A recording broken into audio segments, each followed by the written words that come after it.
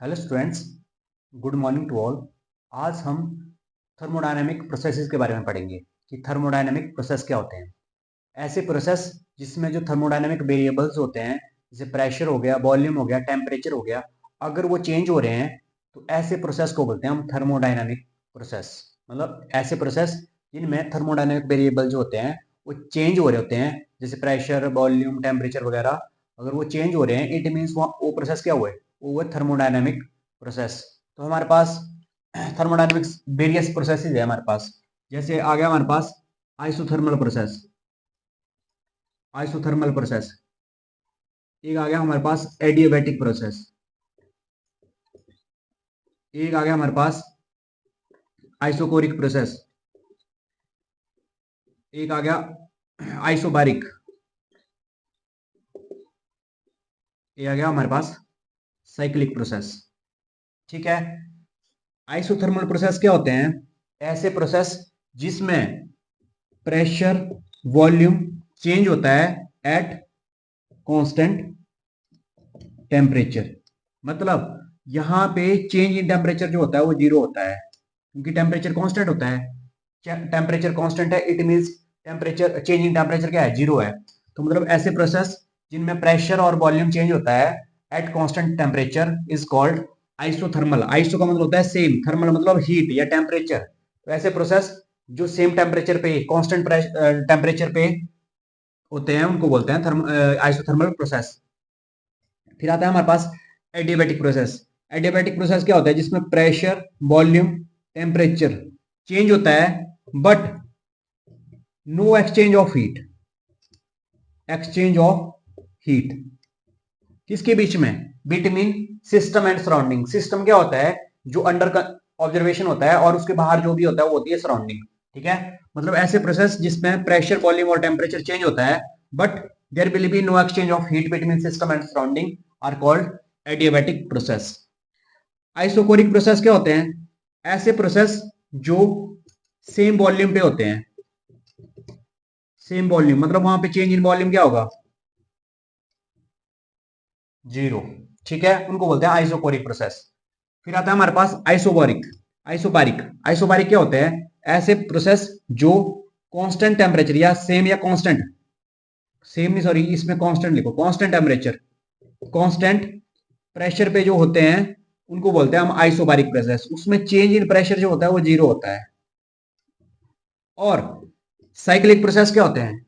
Cyclic process होते हैं ऐसे प्रोसेस जिसमें चेंज होता है पर बाद बाद में क्या होता है, वो रिटर्न कर जाता है अपनी इनिशियल पोजीशन पे। तो ऐसे प्रोसेस को बोलते हैं हम साइक्लिक प्रोसेस।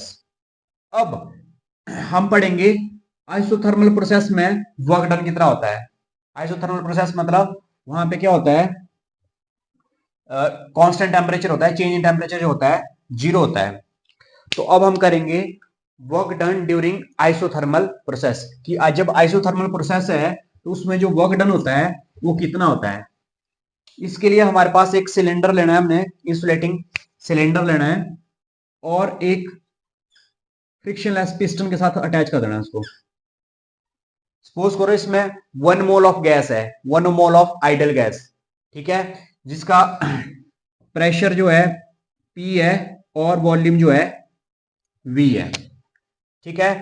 अब अगर सपोज करो ये जो गैस थी ये थोड़ी सी एक्सपेंड होगी, एक्सपेंड होगी, जो इसका वॉल्यूम है V, इसकी वजह से क्या होगा, इसकी जो वॉल्स होंगी ना, इसमें जो सिलेंडर की वॉल होगी और ये जो पिस्टन होगा उसके ऊपर एक प्रेशर एग्जर्ट करेगा।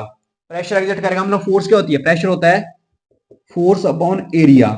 तो फोर्स कितने लगेगी उस पर? Pressure into area. मतलब क्या कर रहा है, जो वॉल्यूम है, इस गैसेस का वॉल्यूम है, वो प्रेशर एक्सर्ट कर रहा है इन पे wall of the cylinder and piston. अब अगर हमने क्या किया, अब वहां पे क्या होगा, अगर गैस एक्सपैंड होगी, एक्सपैंड होगी तो मीन उसका वॉल्यूम क्या होगा, इंक्रीज हो गया। वॉल्यूम इंक्रीज करेगा, उसका प्रेशर क्या करेगा, डिक्रीज करेगा।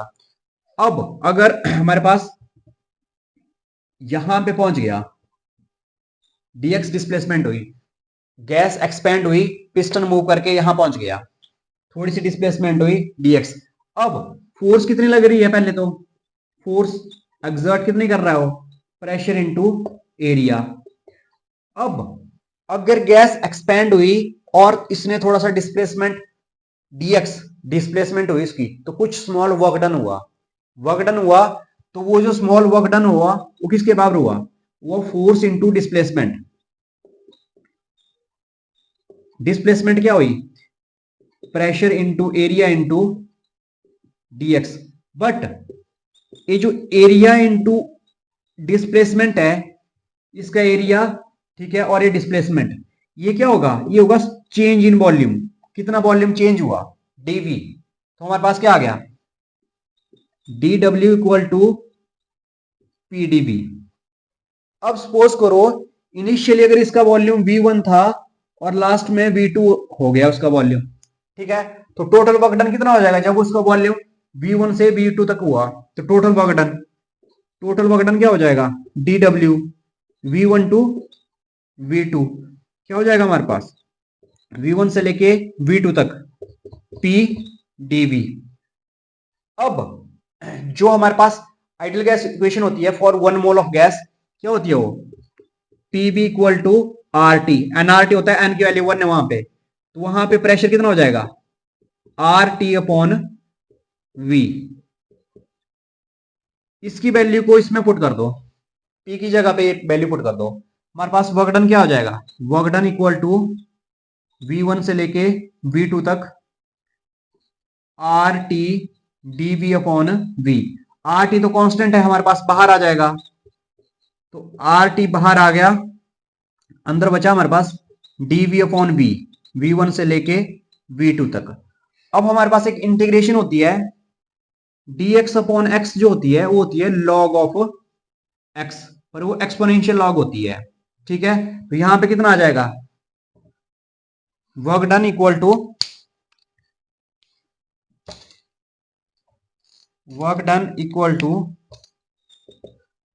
RT आ गया log V, इसकी लिमिट है V1 से लेके V2 तक, कर दो लिमिट पुट, वर्क डन क्या आ गया, RT log बेस E है, एक्सपोनेंशियल लॉग है, log V2 minus log V1। अब हमारे पास एक और फॉर्मूला है, होता है हमारे पास ऐसे, log m minus log n, ये होता है log m अपॉन n। यहां पे लग जाएगा फॉर्मूला हमारे पास, w equal to RT log base E V2 upon V1। अब अगर हमने इस एक्सपोनेंशियल लॉग को नेचुरल लॉग में कन्वर्ट करना है, तो उसके लिए क्या करना पड़ेगा, हमें इसको 2.303 से मल्टीप्लाई करना पड़ेगा, ठीक है। तो क्या आ जाएगा, work done equal to 2.303 RT log base 10 V2 upon V1। तो ये है हमारे पास work done during isothermal process, work done equal to 2.303 RT log base 10 V2 upon V1। और इसमें थोड़ा सा हम प्रेशर के टर्म में भी लिख सकते हैं इसको। अगर हमारे पास क्या है कि for isothermal process P1 V1 equal to P2 V2, तो कितना हो जाएगा, P1 upon P2 equal to V2 upon V1। तो V2 अपॉन V1 की जगह क्या लिखते हैं हम, P1 अपॉन P2। तो वर्क डन क्या आ जाएगा, 2.303 RT log base 10 P1 upon P2। ये भी क्या आ गया हमारे पास, ये भी वर्क डन आ गया ड्यूरिंग आइसोथर्मल प्रोसेस। तो ये था हमारे पास आइसोथर्मल प्रोसेस के बारे में, कि आइसोथर्मल प्रोसेस क्या होता है, ये प्रोसेस होता है जिसमें प्रेशर और वॉल्यूम जो होता है गैसेस का चेंज होता है at constant temperature. Temperature constant होता है, इट मींस वहां पे चेंज इन टेम्परेचर जो होता है वो 0 होता है। ये था हमारे पास आइसोथर्मल प्रोसेस के बारे में, ठीक है। Thank you.